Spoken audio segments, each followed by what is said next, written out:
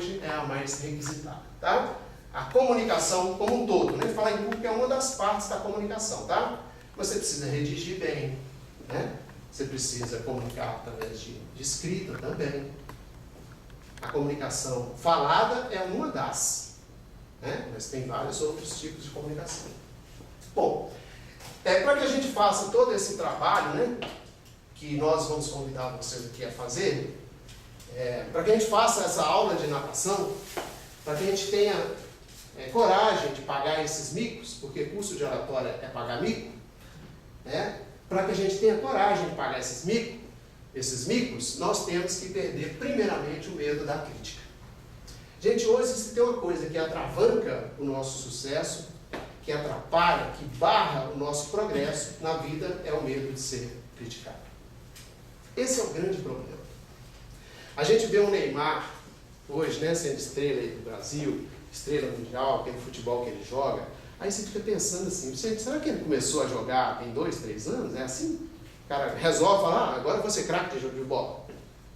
Aí você vê o Ronaldinho Gaúcho batendo a bola, botando ela lá na caçaca lá. Aí você fala assim, pô, o cara chegou lá no campo, botou a bola lá e chutou, ela entrou lá no ninho da coruja. É assim, gente? Basta a pessoa resolver e vai lá e bate aí. Não é. São horas e horas de treino, exaustivo, né? Cansativo. Enquanto os jovens da idade do Neymar estavam indo nas baladas, ele estava lá treinando. O Pelé, o povo ia embora, o Pelé ficava lá sozinho dentro de campo, batendo falta, chutando a bola para o gol. Todo mundo passava, achava que é neguinho louco, né? Falava, pô, o cara é doido, já foi embora todo mundo. O povo está na farra, meu filho. O que você está fazendo aí? Fala, não, eu tenho que ser melhor que os outros. Então ele ficava treinando. A hora que a gente vê o cara em campo, né, ele fala, não, mas que perfeição, né? Você vê o cara dando um drible daquele ali, mas olha lá quantas vezes ele ensaiou para sair daquele jeito, né? Bom, então ele não teve vergonha de ficar lá no campo ensaiando aquele drible. Ele não teve vergonha de ficar lá no campo repetindo aquela falta, né? As modelos, enquanto vão desfilar, elas treinam para desfilar ou ela chega lá, Gisele Bündchen chega lá e manda ver e sai tudo certo? Horas exaustivas de treino, para tudo que você pensar, né? Bom, mas para que a gente treine, a gente não pode ter medo de ser criticado. Tá bem? Esse é o principal segredo. Se você não perder esse medo, se você fizer um compromisso consigo mesmo, falar, bom, eu não vou ter vergonha de mim mesmo. Porque muitos dos treinos a gente faz sozinho, em casa, né? Falando diante de um espelho, por exemplo. O primeiro dia fica estranho, né? Você acha ridículo, né? Nossa, uma coisa estranha, né? Eu falando para mim mesmo, né? Mas é assim, tá? Então a primeira coisa que nós temos que fazer é perder esse medo de ser criticado. Bom, aqui nós explicamos que, através de uma frase aqui de um psicólogo, George Pfeiffer, de Uberlândia, inclusive, ele fala que se nós quisermos buscar a admiração das pessoas, se nós quisermos ser craques nas nossas profissões, ser admirados pelos outros, nós não podemos nos preocupar com as críticas. Porque às vezes você é bom em 90 e tantos %. Uma coisinha só que sai errado é justamente aquela que o povo pega, né? Uma coisinha apenas. Em vez de você preocupar com tanta gente que agradou, né? Que está feliz com o seu progresso, está feliz com você, não. A gente vai preocupar com aquele fulano que fez aquele comentário assim. A gente esquece de toda a parte boa. Mas é isso, que a gente tem um tremendo medo de ser criticado. Então, a partir do momento que nós começamos a dizer para nós mesmos, eu não me incomodo mais com medo da crítica. Aí nós começamos a crescer. O primeiro passo é esse. Está vendo como a gente vai devagarzinho? Então o primeiro passo é esse. Você conseguir dizer para si mesmo, não terei medo de ser criticado mais. Não terei medo de pagar mico. Não terei vergonha de pagar mico. Porque se eu tiver vergonha, eu não cresço. Está vendo como é fácil? Basta dizer isso. Então está aqui. O segredo de conquistar a admiração de todos é não ter vergonha de ser criticado. De pagar os seus micos. Pague os seus amigos. Bom, como eu disse no início, né, que eu acho que no Supra não tem ninguém tímido, eu vou perguntar na turma. Tem alguém que se considera tímido aqui? O Glauco se considera. Então vamos deixar o Glauco explicar por que ele se considera tímido. Porque todas as vezes que você tem que se pronunciar, que você tem que se expor, esse medo da crítica, e às vezes de você não formular bem a sua ideia, o seu raciocínio, pode despertar justamente isso aí que ele disse. 90% bom, 99% bom, não significa 100%. Então, você sempre tem que ter cuidado. E essa timidez, ela pode ou não ser controlada. Então, a timidez, ela é nata de todas as pessoas. Todo mundo tem essa timidez. Tem aqueles que sabem controlar e aqueles que se entregam ao desânimo e falam, eu sou tímido e não vou fazer mais nada. Então, acho que tímido, todos nós somos um pouco. Eu sou muito. E eu sei o que eu sou. Toda vez eu falo assim, não, eu vou ser um pouco mais forte do que ela, mas eu carrego a timidez muito grande. Com certeza. Mas alguém aqui se considera tímido? Em que momento você é tímida, por exemplo? Justamente na hora de conversar. Eu gaguejo muito na hora de falar em qualquer, assim, igual tá aqui, né? Muito. Eu sou tímida. Às vezes, com uma no seu ambiente de trabalho lá, o meu você diálogo é melhor. Né? Na hora de conversar com o cliente.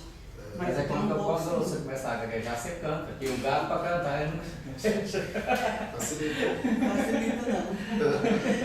Tem que... Aí tem que cantar tudo, né? Não adianta.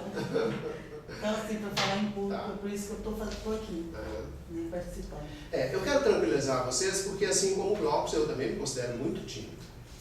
É lógico que eu não tenho timidez para falar em público. Eu não tenho timidez para dar aula, não tenho timidez para fazer uma palestra, por exemplo. Já me acostumei com isso. Faço tantas e já me acostumei. Hoje isso não é um problema mais para mim. Mas já foi, mas não é mais. Mas a timidez, ela pode aparecer por alguns fatores. Né? Por exemplo, eu sou muito tímido para dançar. Sou tímido para cantar. Jamais canto em público, né?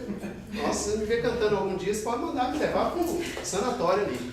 Quero até entrar na aulinha ali para ver se eu consigo falar pelo menos no beabá, né? No banheiro, pelo menos, alguma coisa assim, mas não posso ficar desse jeito. Bom, mas a timidez, ela vai surgir em alguns momentos. Pode surgir em você também. A timidez que nós vamos cuidar aqui é essa timidez de exposição, de você se expor, né? De fazer o que a Márcia falou aqui. De se colocar diante das pessoas, de botar a sua opinião, de colocar seus valores, de ensinar, de falar. Essa timidez é que nós vamos tratar. Mas você pode continuar tímido para cantar, você pode continuar tímido para dançar, você pode continuar tímido para... Aí não tem nenhum problema. Eu te sugiro a não ter essas timidezes também, né? Se você puder fazer dança, se você fazer aula de canto, se você puder fazer aula de teatro, excelente, tudo ajuda no seu crescimento. Esses artistas aí, quando você vê uma pessoa muito boa aí, até os palestrantes, quando você vê um excelente palestrante, você vai ver no currículo lá, ele fez curso de dança, ele fez curso de teatro, ele fez curso de música. Né? Tudo ajuda a completar. Tá? Ajuda com que a gente perca a timidez. Mas a timidez que nós vamos cuidar aqui, essa terapia nossa de 4 dias, vai ser para curar essa dificuldade que nós temos, né? Essa ansiedade que nós temos quando estamos diante de um público, diante de um desafio. Ok? Então, que momento que essa timidez costuma aparecer? Veja se você acontece isso. Ela costuma aparecer quando nós somos o centro da atenção. Tem N fatores aqui. Falar para grandes grupos, conversar com o chefe, participar de eventos sociais, situações novas como essa aqui, por exemplo, uma situação nova, ser avaliado, né, no dia da entrevista de emprego. Até eu mesmo, se eu for fazer uma entrevista de emprego dentro do meu ambiente de trabalho, dentro da minha profissão, dentro do que eu terei dificuldade. Lógico, você está sendo avaliado. Quando você vai apresentar um trabalho com uma banca, por exemplo, lógico que a dificuldade é muito grande. Aí o cara faz um doutorado, vai apresentar um teste de doutorado. Você pensa assim, pô, o cara é doutor, né? O cara vai arrasar lá na apresentação, né? Gente, tem pessoas que quase desmaiam quando vai apresentar. A tese de doutorado, né? Que já está lá, tem doutorado, pós-doutorado. Né? Porque o cara tem que convencer uma banca de que ele é bom, que ele tem que estar seguro do que ele está falando. Então o desafio é muito grande. Então é difícil alguém não titubear, né? Não vacilar, não ter esse problema de fobia quando é diante de uma avaliação. Mesmo profissionais sofrem diante de uma avaliação. Mas tem simples coisas, né? Como, por exemplo, conversar com uma pessoa do sexo oposto. Adolescentes, por exemplo. Tem adolescente que não arruma namorado por quê? Ele não tem coragem de ir lá pedir a menina em namoro. Tem mulher aí que não arruma namorado por quê? Não tem coragem de ir lá e aceitar, pelo menos, né? Ou bater um papo com alguém do sexo oposto. Então, às vezes, um simples diálogo que para você é muito natural, para mim é super normal, para uma pessoa né? Uma coisa monstruosa para ele. E não deveria ser. Então são vários momentos que essa timidez aflora. Pode aflorar em você, em mim, em qualquer outra pessoa. Tá? Bom, a oratória, gente, nós resolvemos grande parte dessa pressão, né, por essas apresentações. E a oratória, ela se subdivide. Existem vários tipos de oratória. Se um técnico perguntar para você, uma pessoa que te conhece, falar assim, o que você está fazendo agora? Ela está fazendo um curso de oratória. Ele vai te perguntar assim, oratória de quê? Ou então oratória para quê? Fala, não, porque eu sou pastor, estou fazendo oratória religiosa. Ah, não, porque eu sou professor, estou fazendo uma oratória pedagógica, me aprender a dar aula.